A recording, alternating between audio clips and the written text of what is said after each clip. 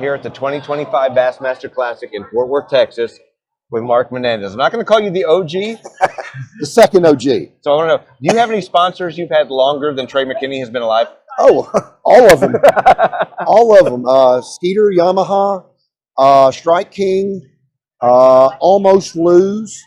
Yeah, so I've got three that were longer than he's been around. Yeah. Okay, we're in Texas. I know you've been asked about this 100 times.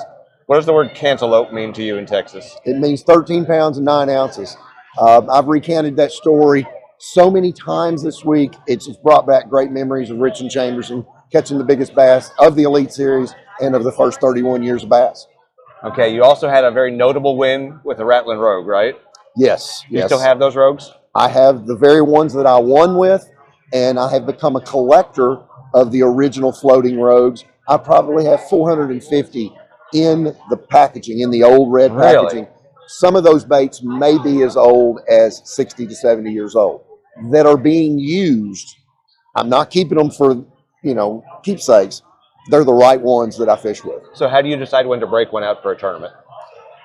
It hurts my feelings, but I broke them out for Kentucky Lake the other day, and they just weren't having it. So I had to go old school and catch them on a Strike King Series 4.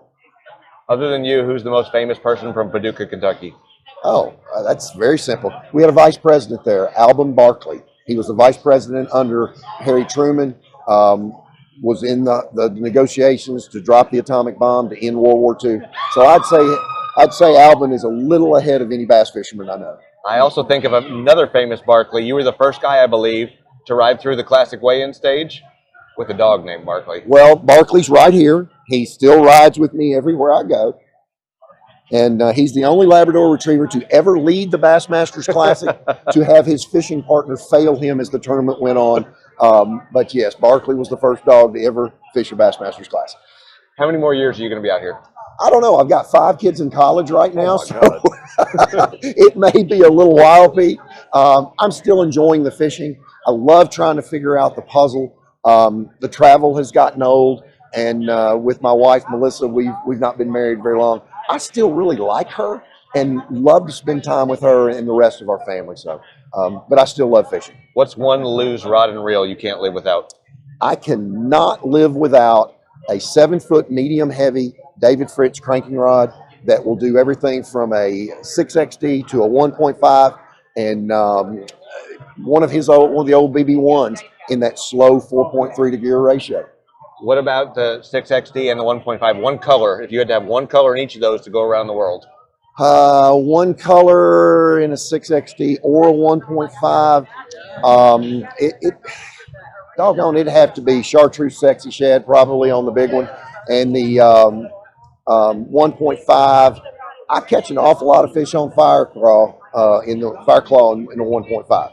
And one last sort of mix of two questions. You had an Asian carp situation. You were very active in testifying about that. What's the situation with that at Kentucky Lake and Barkley, and what's the health of the fishery, and why does someone need to go there now? It's getting much better. We've got some very acute commercial fishermen that are doing their jobs very well, but we're having some natural things happen in the lake that the fish are not spawning and they're not living a long life. So they're dying out and they're not spawning. It was great to go to Capitol Hill. I've been in front of about 60% of our nation's lawmakers, and they were very amicable to get this problem solved. Stay tuned. Check Mark Menendez out in tournament results on social media. One of the nice guys of the sport, one of the caretakers of the sport, who's really concerned with keeping things and doing things right. Thank you, Pete. Thank you so much, Mark.